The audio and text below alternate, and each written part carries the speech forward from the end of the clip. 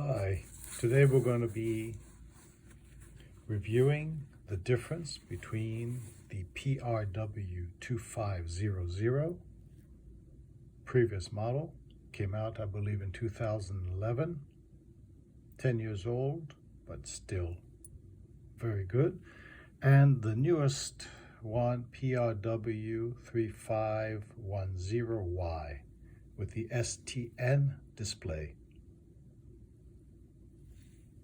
So, looking at both of them, obviously one is a little busier, and in my opinion, because I'm a little older in years, I thought this one would be able to view better. I was very wrong. This one is much better to view. Now, if it's very low light, you need the backlight to see it, but you can still view it very clearly.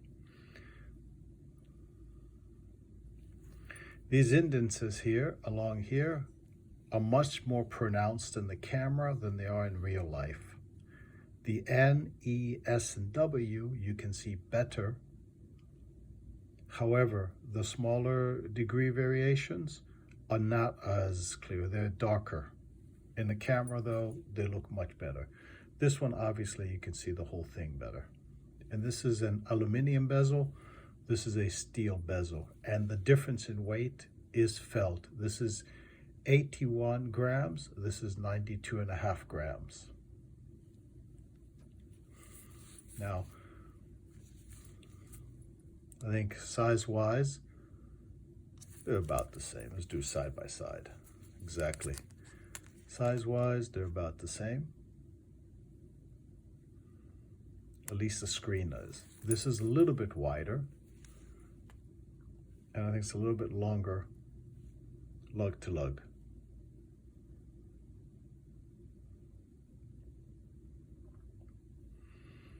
Now, let's do this one first. I specifically want all my new watches to have screw lugs. That's why I only wear Panerais now. I've been collecting watches since 1999, 98. Gives you an indication how old I am.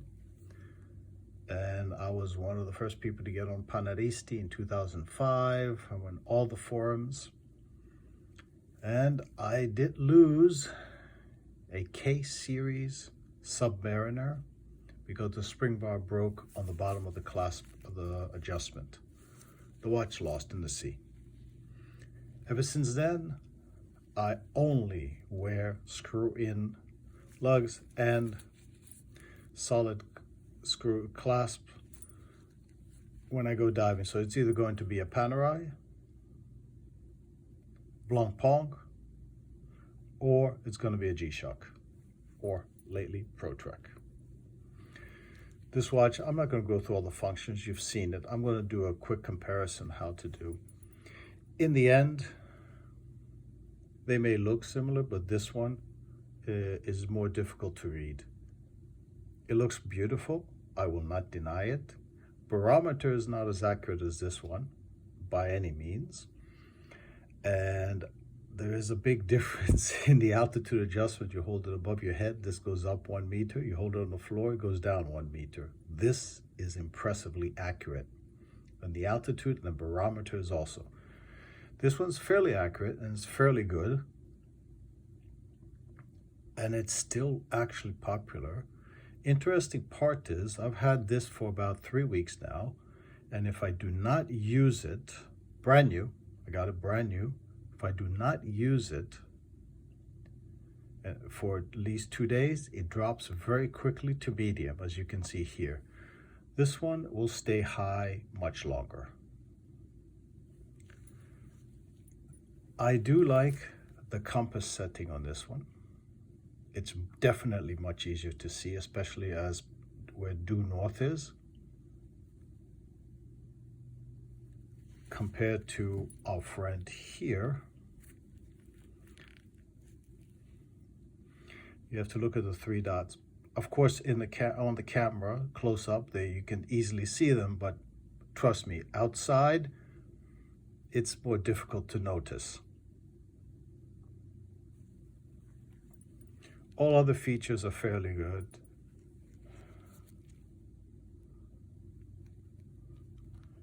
Where this comes into issue now is when you start going into the alarm, for example, stopwatch, timer, or world time.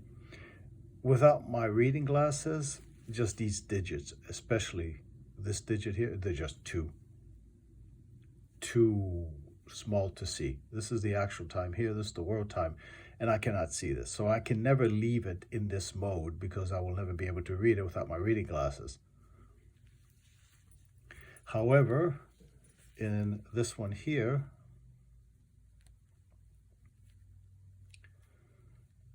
this is easier, the time is easier to read. Like I said, I'm not going to go through all the functions, you've seen them. As you can see, this is the world time and this is our time, and I can see these quite clearly. Again, I thought this would be opposite. I would not be able to see this as clearly. That's why I ordered the 2500, but I was wrong. They both do the atomic well. This one is consistent, same time every night at 1:03. This one has, it seems it's jumping back and forth. I don't know whether it's a software module that's the updated version or not. Now let's go down to the rest of the watch. This strap is beautiful, fantastic. It's soft, beautifully soft. However, it does feel weaker, which I don't think it is, because from my understanding and what I've searched online, it's the same as the Seiko straps. So, of course, it's thinner than Seiko strap, that's a fact. It just feels weaker. What is weaker is the buckle. It's hollow and it bends. There's flexibility to it. And as one may see, it's slightly smaller and thinner than the previous one. Now, it's my understanding that the 3500 with the steel bezel has this type of buckle. But this is more flexible and seems more, let's say, riskier that it may break. Now, this band, although feels more durable, feels harder, and I think it is, and I'll show you an example why. Although this does cause agitation here, the inside. When you get sweaty and there's any kind of rubbing, it does feel it. You feel it. With this, you don't feel it at all. You don't notice that you're wearing a watch. That's one of the benefits of this, and I think it was made more for mass audience.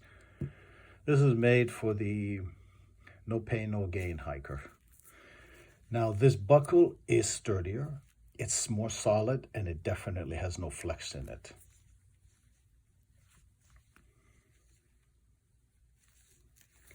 The way it lays on your arm, I will not say any difference. Actually, I feel this one fits a little bit better on my arm, maybe because it's a little bit bigger to lug, and a little bit wider. It's a tiny bit wider, but it feels better on my arm than this one. But I have other people that they like this one better, so you have to try them on. That's the negative part. I'm not going to criticize either one of these models. However, I will be keeping this, and this is going back today. Beautiful watch. I want to like it, but it's not possible. For example, these buttons here, if you touch them with your finger, they feel much sturdier than these buttons. This push button here has a better push. It feels a more firmer push mechanism than this push mechanism. Same thing with these buttons. They do feel lower quality, less grippy. With the light, I have the auto light on. They both come on properly. This light, I know a lot of people complain about it, but the newer 3510 light is much more powerful, much clearer, and you get to see the screen much better. Although you do have the bright LED light bulbs here, you feel that slight burn on the screen here, but the screen is much easier to see than this. This is a much weaker backlight. It's more evenly distributed, but it is weaker. Now, if you got great eyesight, get this. However, for me and us people that need reading glasses, this is not the watch to have. This is the watch to have, or the 3500 with the regular screen, not the reverse screen. But this STN screen, look at this, is beautiful. I mean, any angle you can see it. Actually, with low light, if you turn it like this, you tend to see the screen better, and you get to see clearer the digits than looking head on. This screen, as you can see, when you start turning, it starts losing some of the viewing ability. But it is strange. With low light, you turn this way, and you can see the screen better. The numbers clear. Both these come with, of course, the box is exactly the same. The packaging is exactly the same. The only difference is the manuals. Like I said, this is a better watch. It's more modern. All the indicators work better. All the graphics work better. It's much quicker response when one pushes the button and you want to do, see if I can do both of them. I'm sorry about this, at the same time.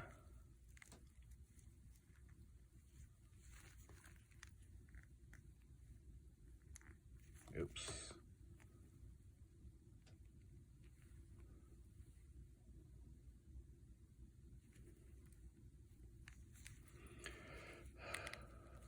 Okay, let's try if one pushes both of them at the same time to view them. I hope I can do it.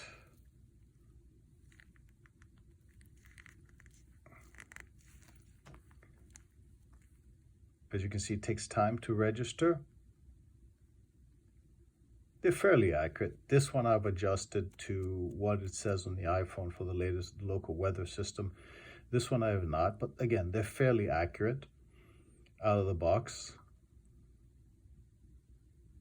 This temperature seems a little bit closer to what the actual is. Again, this centigrade and meters.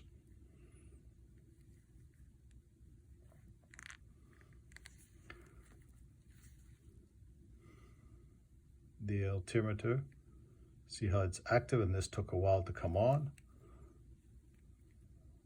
As you notice that it goes down 160 and it comes up and it goes 161.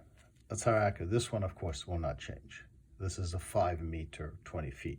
This one, I am impressed how accurate it is.